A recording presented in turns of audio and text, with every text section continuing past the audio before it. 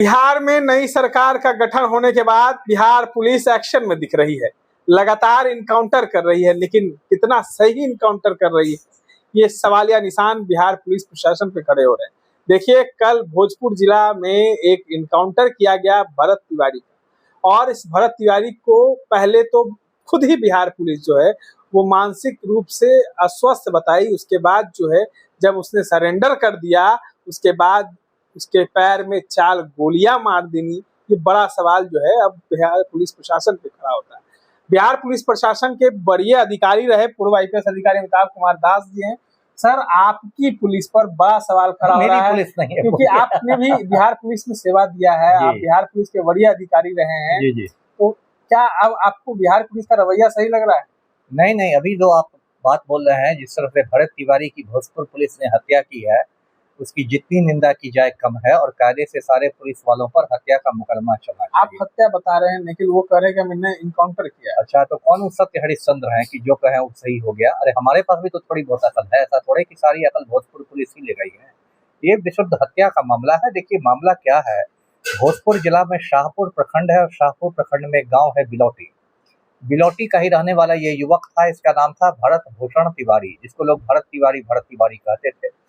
और ऐसे सामाजिक रूप से एक जागरूक नागरिक आप इसको कह सकते हैं। ये स्थानीय मुद्दे उठाता था, भोजपुर जिले के पदाधिकारियों से मिलता था, उनको ज्ञापन देता था स्थानीय मुद्दों पर।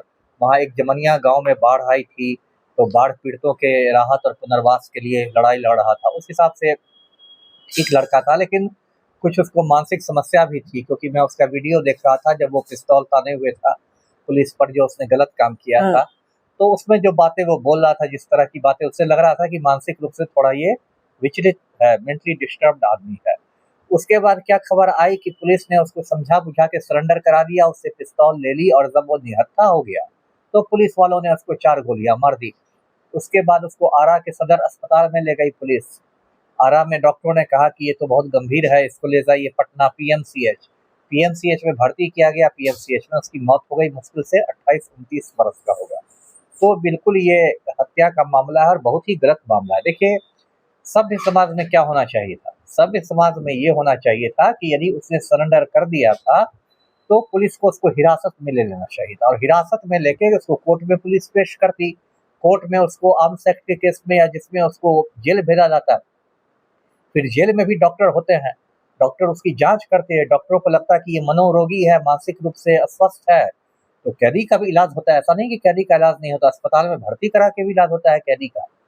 तो पुलिस ने तो जंगली वाला काम किया, अपनी वाहवाही में इसकी हत्या कर दी, जबकि ऐसा नहीं कि कोई पेशेवर अपराधी था। कई लोग ये भी कह रहे हैं कि जो सोशल मीडिया पे वायरल हुआ था एक वीडियो भरत तिवारी का, जिसने वो पिस्तौल ताना हुआ था पुलिसकर्मी पर, उस पर लोगों का काफी कमेंट आया था कि बिहार पुलिस जो है अब नतमस्तक हो गई अपराधियों के ऊपर। इसीलिए बिहार पुलिस कहीं ना कहीं टेंशन में थी, बड़ी अधिकारियों का प्रेशर था कि क्या आप अपराधियों के आगे नतमस्तक हो गए हैं, आप वहां गए थे अपनी बेइज्जती कराने के लिए। इसका सबूत पेश हुआ।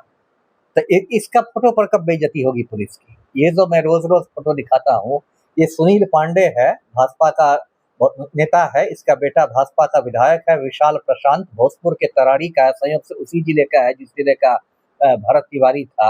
और इसकी तस्वीर भी नेट पर है, AK-47 लिए हुए। और मैं बार बार कहता हूँ कि पुलिस को इसके यहाँ रेड करना चाहिए, लेकिन यहाँ तो भोजपुर पुलिस नतमस्तक है इसके सामने, पुलिस मुख्यालय नतमस्तक है इसके सामने, मैट्रिक मुख्यमंत्री नतमस्तक है इसके सामने। तो खाली भरत तिवारी में इन लोग की इज्जत की बात हो गई, और सुनील पांडे पर इज्जत की बात नहीं हो रही। देखिए, ये सब बात बनाने की है।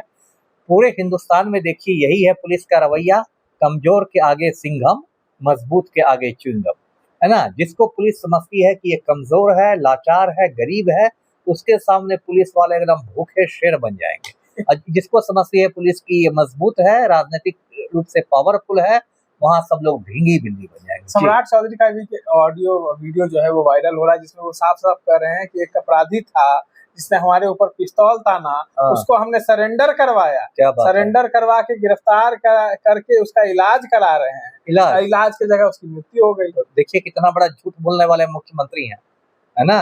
इतना ज्यादा झूठ बोलेंगे तो एक दिन प्रधानमंत्री भी लगता है बन ही जाएंगे। क्या इन लोगों ने मजाक बना के रखा है? सम्राट चौधरी पर तो पूरा हिंदुस्तान हंस रहा है। कभी बोलते हैं कि अपराधियों को यहाँ से पाताल से ढूंढ के ले आएंगे, कभी कहते हैं अपराधियों का गया में पिंडदान करवा देंगे, कभी कहते हैं हमारा बुलडोजर तैयार है। कहीं महात्मा गांधी का नाम में गलत, कहीं महात्मा गांधी को मोहन चंद करमकांड गांधी बता देते हैं। पूरा हिंदुस्तान का मनोरंजन का इन्होंने मतलब बीड़ा उठा लिया है। अब इस ऐसे मुख्यमंत्री पर मैं क्या कहूँ। अभी भी बेगूसराय से खबर आ रही है, वहाँ एक शादीशुदा महिला के साथ गैंगरेप हुआ है, वो अस्पताल में बेहोश है। पूरे बिहार में अराजकता है। लेकिन सबसे बड़ी बात है कि विपक्ष इस पर मौन हो गया है। क्या बिहार में विपक्ष जो है पूर्व IPS अधिकारी अमिताभ कुमार दास है या राष्ट्रीय जनता दल? अब तो मुझे लग रहा है कि मैं ही विपक्ष का नेता बन गया हूँ, क्योंकि जो विपक्ष के नेता है हमारे तेजस्वी यादव है ना, वो तो एकदम लगता है कि खा खा के एकदम उनका मोटाते जाना है। और जो आक्रामकता चाहिए थी विपक्ष के नेता अब तो सड़कों पे उतर जाना चाहिए। बिल्कुल बिल्कुल। और ये पहली बार ऐसा मुद्दा नहीं हुआ। देखिए नीट छात्राकांड इतना जघन्य कांड हुआ, उस पर तेजस्वी यादव को आक्रामक होना चाहिए था, और उतना ही आक्रामक आपको ये जो है प्रशांत किशोर, इनको होना चाहिए था। लेकिन पता नहीं इन लोगों में क्या हो गया है। वो मतलब प्रशांत किशोर इतना बड़ा, कितना बीघा का एक आश्रम बना के बैठे हुए हैं, आश्रम से बाहर निकली, आश्रम के अंदर से सेक ली है ना जनता के ताबे पे। क्या रोटी काम? एक भी तो सीट आपको नहीं मिली, कौन सी रोटी सेका? या फिर तो रोटी भी कच्ची रह गई है ना। जब एक भी जनता दल भी सेक लिया, राष्ट्रीय जनता दल 75 से 25 सीट पर पहुंच गए। अरे इन लोग को तो आक्रामक रखना चाहिए ना इस मुद्दे पर। इतने बड़े बड़े मुद्दे हो रहे हैं। अभी तो तेजस्वी यादव को बिलोटी में रहना चाहिए था, अभी तो प्रशांत किशोर को बिलोटी गांव में रहना चाहिए था। सारे विपक्ष के बड़े बड़े नेता को वहाँ गांव में जाके एकदम मतलब खूंटा गाड़ देना चाहिए था कि हम लोग यहाँ पर तब तक रहेंगे जब तक पुलिस वालों पर हत्या का केस नहीं दर्ज हो।